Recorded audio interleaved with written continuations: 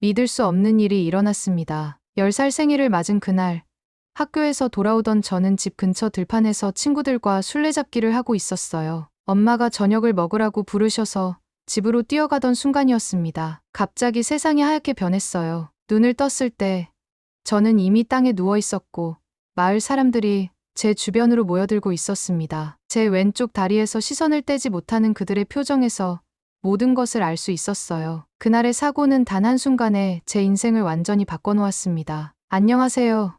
제 이름은 라타나입니다. 캄보디아 시엠립 외곽의 작은 마을에서 태어났어요. 많은 분들께서 앙코르와트로 유명한 관광지 시엠립을 아실 텐데 제가 살던 곳은 그곳에서 꽤 멀리 떨어진 가난한 시골 마을이었습니다. 지금은 22살이지만 이 이야기는 제가 17이었을 때부터 시작되었어요. 저희 마을은 참 아름다웠습니다. 넓은 논과 야자수가 늘어선 모습이 지금도 눈에 선해요. 하지만 그 아름다움 뒤에는 슬픈 역사가 숨겨져 있었죠. 내전과 폴포트 정권의 잔혹한 통치, 그리고 그 후유증으로 남겨진 수많은 지뢰들이요. 세월이 흘러도 우리 아이들의 발밑에는 여전히 보이지 않는 죽음이 도사리고 있었습니다. 제 인생이 완전히 바뀐 건 10살 때였어요. 학교를 마치고 친구들과 마을 뒤편 들판에서 놀고 있었습니다. 멀리서 엄마가 저녁 먹으라고 부르는 소리가 들려왔죠. 집으로 뛰어가던 그 순간, 갑자기 세상이 흔들렸어요. 쾅! 저는 공중으로 튕겨 올랐고, 그 다음 기억은 흐릿합니다. 눈을 떴을 때는 이미 마을 사람들이 저를 둘러싸고 있었어요. 고통이 밀려왔지만 다리를 내려다볼 용기가 없었습니다. 사람들의 공포에 질린 표정만으로도 충분히 짐작할 수 있었어요. 제 왼쪽 다리 대부분이 지뢰 폭발로 날아가 버렸던 겁니다. 빨리 병원으로 데려가야 해. 누군가 소리쳤지만 가장 가까운 제대로 된 병원은 차로 3시간 거리에 있었어요. 게다가 저희 가족은 그런 치료비를 감당할 형편이 안 됐습니다. 결국 마을 주재 의사의 응급처치만 받고 살아남기를 기도할 수밖에 없었죠. 기적적으로 저는 목숨을 건졌어요. 하지만 제대로 된 수술을 받지 못해 상처는 심하게 감염되었고 회복도 더뎠습니다. 약 6개월 후 지역 NGO에서 지원하는 의료 캠프가 마을에 왔고 그곳에서 저는 조잡한 의족을 받았습니다. 사실 그건 의족이라기보다 단단한 나무 토막에 가죽을 씌우고 쇠로 연결한 원시적인 보조기에 가까웠어요. 이거라도 있으면 학교는 다닐 수 있을 거야. 아버지의 말씀에 저는 그저 고개를 끄덕였습니다. 그때까지만 해도 다시 걸을 수 있다는 희망이 있었으니까요. 처음에는 정말 노력했어요. 의족을 끼우고 매일 아침 일어나 연습했습니다. 넘어지고, 다치고, 울고, 하지만 포기하지 않았죠. 첫 한 달은 그럭저럭 견딜만 했어요. 하지만 시간이 지날수록 의족은 점점 망가졌고 끼울 때마다 고통이 심해졌습니다. 그 절단 부위가 제대로 아물지 않아 자주 피가 났고 감염이 반복되었어요. 1년이 지나자 의족은 거의 사용할 수 없는 상태가 되었습니다. 정부에 새 의족을 신청했지만 대기자가 너무 많다며 몇 년은 기다려야 한다는 답변뿐이었어요. 저희 가족은 새 의족을 살 돈이 없었고 결국 저는 목발에 의지해 생활하게 되었습니다. 13살이 되자 학교 다니기가 점점 힘들어졌어요. 마을 학교까지는 걸어서 40분이나 걸렸는데 목발로는 1시간 반이 넘게 걸렸거든요. 비가 오는 날이면 아예 갈 수도 없었고요. 그렇게 조금씩 결석이 늘었고 성적도 떨어졌습니다. 선생님들은 처음엔 이해해 주셨지만 시간이 지나면서 그 관심도 식어갔어요. 15살, 저는 결국 학교를 그만두었습니다. 가슴 아픈 결정이었지만 달리 방법이 없었어요. 더 이상 친구들과 어울리지 않게 되었고 집에만 있게 됐습니다. 부모님은 농사일로 바빴고 동생들은 학교에 다녔죠. 저 홀로 집에 남겨진 시간이 많아졌어요. 이제 라타나는 평생 저렇게 살 운명이야. 마을 사람들이 수군대는 소리가 들렸습니다. 다들 지나가다 저를 보면 불쌍하다는 눈빛을 보냈지만 실질적인 도움은 없었어요. 그럴 여유가 없는 마을이었으니까요. 17살이 되던 해, 저는 거의 포기 상태였습니다. 매일 방 안에 틀어박혀 창밖만 바라보며 지냈어요. 간혹 모아둔 돈으로 책을 사서 읽는 것이 유일한 즐거움이었습니다. 머릿속엔 이게 내 인생의 전부가 되겠구나라는 절망만 가득했어요. 가끔 저녁이면 마을 뒤편 언덕에 목발을 짚고 올라가곤 했습니다. 그곳에서 바라보는 석양은 정말 아름다웠어요. 그 순간만큼은 다리를 잃은 현실도 잊을 수 있었죠. 하지만 해가 지고 어둠이 내리면 다시 냉혹한 현실로 돌아와야 했습니다. 라타나, 너도 포기하지 마. 언젠가 좋은 일이 있을 거야. 시골 아이였던 저는 그때 세상에 기적 같은 일들이 일어난다는 것을 믿지 않았어요. 다리가 다시 자라나거나 누군가 와서 저를 구해줄 거라고는 상상조차 못했습니다. 그저 이 삶에 적응하는 것만이 제게 남은 유일한 선택이라고 생각했어요. 그런데 운명이란 참 알 수 없는 것이었습니다. 제가 모든 희망을 버리고 있을 때 뜻밖의 방문자들이 저희 마을에 찾아오게 되었으니까요. 그날은 제가 평소처럼 집에 혼자 있던 오후였어요. 마당에 놓인 의자에 앉아 오래된 소설책을 읽고 있었죠. 갑자기 마을에 소란이 일어나는 소리가 들렸습니다. 호기심에 목발을 짚고 대문 밖으로 나가보니 마을 사람들이 마을회관 쪽으로 모여들고 있었어요. 무슨 일이에요? 옆집 아주머니께 물었습니다. 외국인들이 왔다더구나. 뭐 의료 봉사단이라나?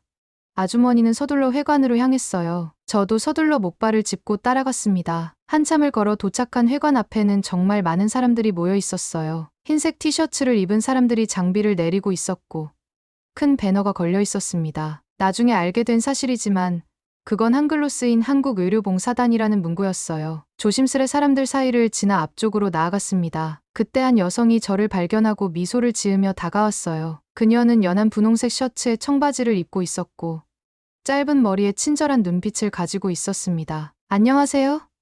영어 할 수 있나요? 그녀가 물었어요. 네.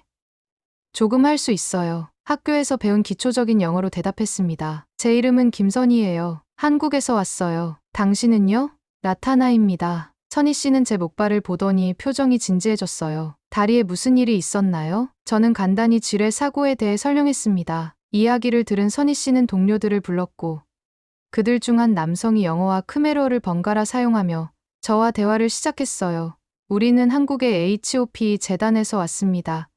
개발도상국의 장애 청소년들을 돕는 단체예요. 그 말에 순간 가슴이 두근거렸습니다. 그러나 곧 현실적인 생각이 밀려왔어요. 분명 비싸겠지. 우리 가족은 그런 돈이 없는데 마음을 읽기라도 한 듯 통역자는 빙그레 웃으며 덧붙였습니다. 모든 비용은 무료입니다. 재단에서 전액 지원해요. 믿기지 않았어요. 세상에 공짜가 어디 있나요? 그들이 왜 낯선 나라에 모르는 아이를 도와주려는 걸까요? 의심스러웠지만 한편으론 희망도 피어올랐습니다. 선희 씨는 제게 간이 진료소로 들어가자고 했어요. 그곳에서 의사로 보이는 한국인 남성이 제 다리를 자세히 살펴보았습니다. 그는 진지한 표정으로 뭔가를 적고 사진을 찍고 측정을 했어요. 나타나 씨, 제 이름은 박준혁 의사입니다. 당신의 상태를 봤을 때 전체적으로 환부에 대한 집중치료와 현대식 의족이 필요해 보이네요. 우리가 프놈펜에 설립한 재활센터에 와 주시겠어요? 그곳에서 맞춤형 스마트 의족을 제작해 드릴 수 있습니다. 스마트 의족이라니 처음 듣는 말이었어요. 하지만 그것이 무엇인지는 중요하지 않았습니다. 다시 걸을 수 있다는 희망만으로도 충분했으니까요. 비용은 정말 안 들어요? 조심스레 물었습니다. 선희 씨가 다정하게 제 손을 잡았어요. 네.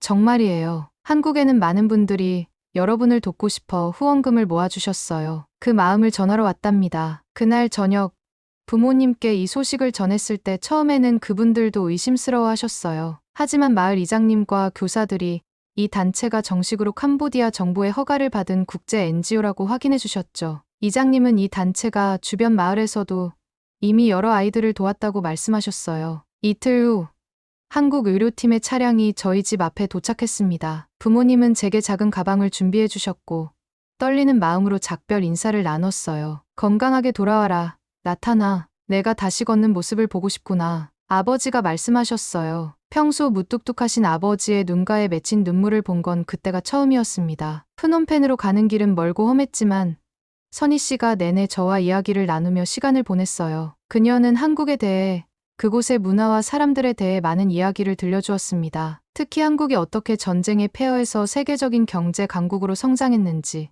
그 과정에서 많은 나라들의 도움을 받았고 이제는 그 도움을 다른 나라에 돌려주고 있다는 이야기가 인상적이었어요. 너희 나라와 비슷해. 우리도 전쟁을 겪었고 많은 사람들이 고통받았어. 하지만 포기하지 않고 서로 도우며 여기까지 왔지. 선희 씨의 말에서 진심이 느껴졌어요. 프놈펜에 도착한 첫날 저는 너무 긴장해서 거의 말을 하지 못했습니다. 재활센터라고 쓰인 현대적인 건물 앞에 차가 멈췄을 때 심장이 터질 것 같았어요. 그곳에는 이미 저와 비슷한 상황의 아이들이 여럿 있었습니다. 전쟁 지뢰로 다리를 잃은 아이들, 선천적 장애를 가진 아이들, 사고로 팔을 잃은 아이들, 모두 한국에서 온 의사와 치료사들의 도움을 받고 있었어요. 센터 내부는 깨끗하고 밝았습니다. 벽에는 한글과 크메르어로 적힌 문구들이 있었고 곳곳에 한국 국기와 캄보디아 국기가 나란히 걸려 있었어요. 입구 벽면에는 큼지막한 사진이 있었는데 한국 대통령이 캄보디아 총리와 악수하는 모습이었습니다. 그날 저녁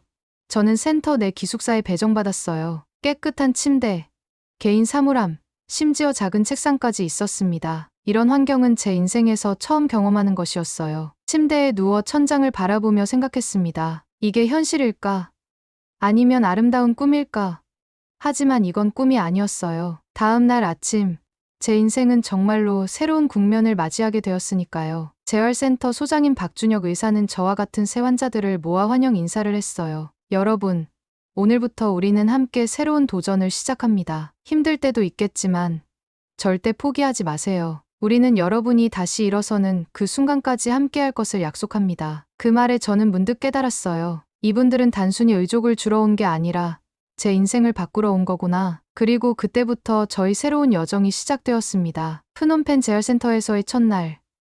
아침 일찍부터 검사와 측정이 시작되었습니다. 의사들은 제 다리 상태를 꼼꼼히 확인했고 3D 스캐너로 절단 부위를 스캔하기도 했어요. 그들이 사용하는 장비는 제가 시골 마을에서 상상할 수 없었던 최첨단 기술이었습니다. 점심 식사 후 김선희 선생님이 저를 재활훈련실로 안내했어요. 그곳에서 제 담당 치료사가 될 분을 소개받았습니다. 나타나, 이분은 정우진 치료사님이에요. 앞으로 우진 선생님과 함께 재활훈련을 하게 될 거예요. 30대 중반으로 보이는 우진 선생님은 친절한 미소로 저를 맞이했습니다. 그는 영어와 간단한 크메르어를 섞어가며 재활 과정에 대해 설명해 주셨어요. 먼저 팬텀 통증 관리부터 시작할 거예요. 그 다음 근력 강화 운동, 그리고 마지막으로 의족 착용 훈련 순서로 진행됩니다. 팬텀 통증이요?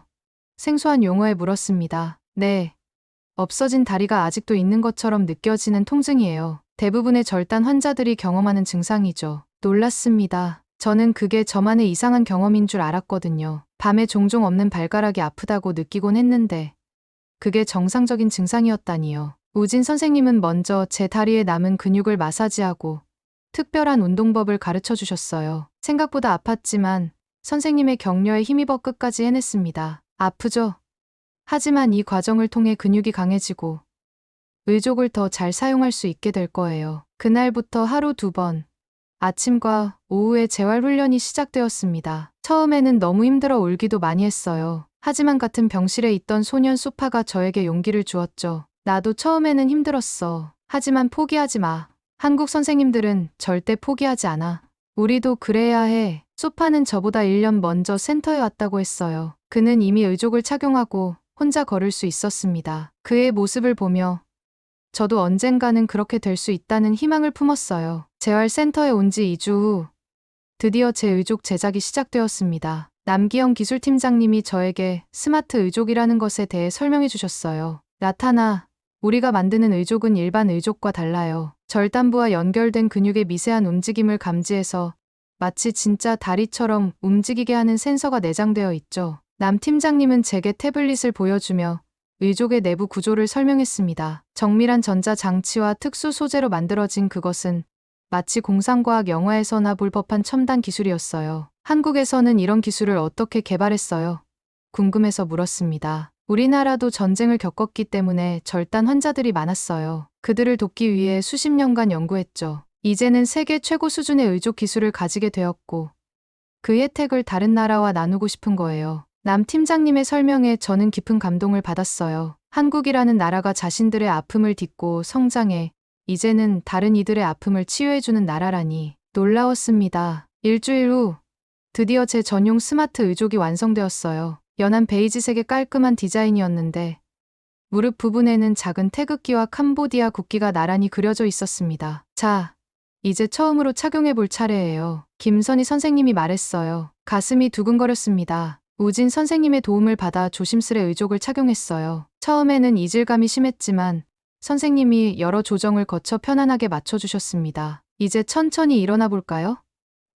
제가 잡고 있을 테니 걱정 마세요. 우진 선생님의 손을 꼭 잡고 조심스레 일어섰습니다. 7년 만에 두 다리로 서는 느낌이었어요. 불안정했지만 의족이 놀랍도록 자연스럽게 제 근육 움직임에 반응했습니다. 우와, 이게 정말 제 다리처럼 느껴져요. 감격에 눈물이 흘렀습니다. 그동안 얼마나 이 순간을 기다려왔는지 모릅니다. 선생님의 도움을 받아 평행봉 사이에 섰고 천천히 한 발을 내디뎠어요. 그리고 또 한 발. 물론 처음부터 잘 되지는 않았습니다. 균형을 잡기 어려웠고 자주 넘어졌어요. 하지만 넘어질 때마다 김선희 선생님은 항상 같은 말씀을 해주셨습니다. 나타나, 넌 못 걷는 아이가 아니라 다시 뛸 아이야. 그 말이 제게는 마법과도 같았어요. 아무도 그렇게 저를 생각해준 적이 없었거든요. 다들 불쌍한 장애인 소녀로만 봤죠. 하지만 여기 한국 선생님들은 달랐습니다. 그들은 제 가능성을 믿어주었어요. 재활훈련은 생각보다 힘들었습니다. 매일 아침 7시부터 시작해 저녁 5시까지.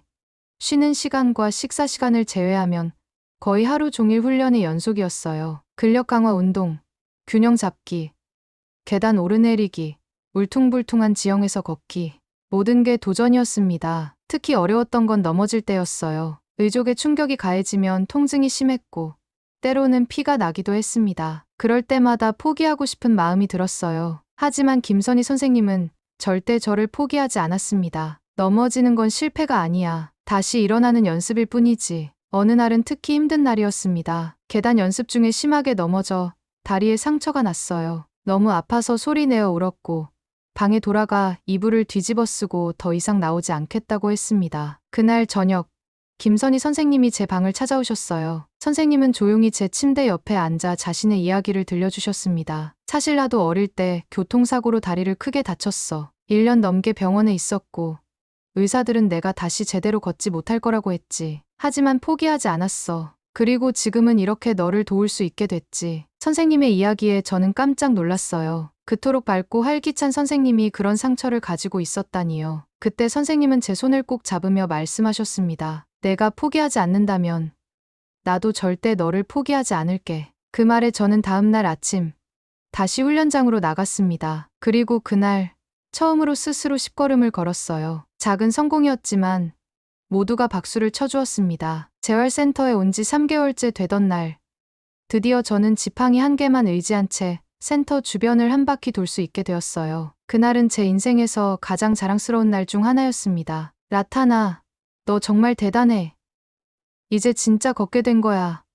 우진 선생님이 기뻐하셨어요. 걷는 것만으로도 행복했지만 더 기쁜 건 스스로 할 수 있는 일이 많아졌다는 점이었습니다. 이제 화장실도 혼자 갈 수 있고 식당에서 음식도 스스로 가져올 수 있었어요. 누군가의 도움 없이 내 일을 스스로 할 수 있다는 건 정말 값진 자유였습니다. 그렇게 한 걸음 한 걸음 저는 새로운 인생을 향해 나아가고 있었습니다. 재활훈련이 순조롭게 진행되던 어느 날 김선희 선생님이 제게 소포 하나를 건네주셨어요. 한국에서 온 택배였습니다. 호기심에 상자를 열어보니 작은 책 한 권과 편지가 들어있었어요. 책 표지에는 제게 생소한 글자들이 쓰여 있었습니다. 이건 뭐예요, 선생님? 궁금해서 물었어요. 한글 교재야. 우리 한국말을 배울 수 있는 책이지. 한국에 있는 우리 재단 후원자분이 너에게 특별히 보내주신 거야. 선희 선생님은 함께 들어있던 편지를 읽어주셨어요. 박인호라는 70대 할아버지가 보낸 것이었습니다. 그분은 젊은 시절 사고로 다리를 잃었지만 의족으로 새 삶을 찾아 성공한 사업가가 되었다고 해요. 이제는 자신과 비슷한 처지의 젊은이들을 돕는 것이 삶의 보람이라고 적혀 있었습니다. 이건 너한테 딱 맞는 선물이야. 나타나. 한글을 배워보지 않을래? 언어는 새로운 세계를 여는 열쇠니까. 처음에는 망설였어요. 이미 재활 훈련만으로도 충분히 바빴고 새로운 언어를 배우는 건 너무 어려워 보였거든요. 하지만 선생님의 눈빛에서 진심 어린 기대를 발견했습니다. 한국어요? 제가 할 수 있을까요? 선희 선생님은 미소 지으며 제 손을 잡아주셨어요. 물론이지. 한글은 세종대왕님이 만드신 과학적인 문자야. 세계에서 가장 배우기 쉬운 문자 중 하나라고 할 수 있어. 게다가 너는 이미 영어도 할 줄 아니까 더 쉬울 거야. 그날부터 재활훈련이 끝난 후 저녁 시간마다 한국어 공부가 제 일과에 추가되었습니다. 선희 선생님이 직접 가르쳐 주셨어요. 처음에는 한글 자모음을 배우는 것부터 시작했습니다. 고, 노, 덜, 리. 한글은 사람 입 모양을 본떠 만들었대. 발음할 때 입 모양을 생각하면 기억하기 쉬워. 놀랍게도 한글은 생각보다 훨씬 쉬웠어요. 논리적인 구조를 가진 문자라 금방 익힐 수 있었습니다. 2주 후에는 이미 간단한 단어들을 읽고 쓸 수 있게 되었어요. 안녕하세요. 감사합니다. 저는 라타나입니다. 첫 문장을 완성했을 때 너무 기뻐서 센터 전체에 자랑했던 기억이 납니다. 우진 선생님과 다른 한국 스태프들도 제 발전에 놀라워했어요. 그들은 제가 한국어 공부를 할 때마다 적극적으로 도와주셨습니다. 한글을 배우면서 한국 문화에 대해서도 자연스럽게 관심이 생겼어요. 선생님들이 보여주신 한국 드라마나 영화를 통해 한국의 생활 모습도 알게 되었습니다. 특히 감동적이었던 건 한국의 전쟁 후 재건 이야기였어요. 60년 전만 해도 한국은 세계에서 가장 가난한 나라 중 하나였어. 전쟁으로 모든 게 파괴됐거든. 하지만 포기하지 않고 열심히 일했지. 그리고 지금은 세계 10위권의 경제 대국이 됐어. 그 이야기는 제게 큰 희망을 주었습니다. 저희 캄보디아도 내전의 상처를 극복하고 발전할 수 있을 거란 믿음이 생겼거든요. 한국어를 배우면서 저는 새로운 꿈을 품게 되었어요. 언젠가 나도 저 사람들처럼 누군가를 고쳐주고 싶다. 의사가 될 수 있을지는 모르겠지만 적어도 의족 기술을 배워 다른 사람들을 도울 수 있지 않을까 싶었습니다. 한국에서 온 이분들은 제게 단순히 걷는 방법만 가르쳐 준 게 아니었어요. 새로운 언어, 새로운 문화, 그리고 무엇보다 새로운 희망을 선물해 주셨습니다. 의족이 제 육체에 생명을 불어넣었다면 한국어는 제 정신에 새로운 세계를 열어주었어요. 그리고 그것은 제 미래를 완전히 바꿔놓게 될 거였습니다. 그로부터 5년이 지난 지금, 저는 의과대학 1학년 장학생이 되었습니다. 캄보디아의 시골 마을에서 태어나 지뢰로 다리를 잃었던 소녀가 이제는 의사의 꿈을 이루기 위해 공부하고 있어요. 저는 이 기쁜 소식을 전하기 위해 한국을 다시 찾았습니다. 인천공항에 도착한 날, 김선희 선생님이 저를 맞아주셨습니다. 5년 만에 재회였지만 그 따뜻한 미소는 변함없었어요. 선생님은 제가 스스로 걷는 모습을 보며 눈물을 흘리셨습니다. 넌 정말 뛸 아이였구나. 그 말에 저도 울음을 참지 못했어요. 한국은 제게 단순히 다리를 준 나라가 아닙니다. 제 인생을 다시 걷게 해준 나라. 그리고 이제는 제 꿈을 만들어가도록 도와준 제2의 고향이 되었습니다.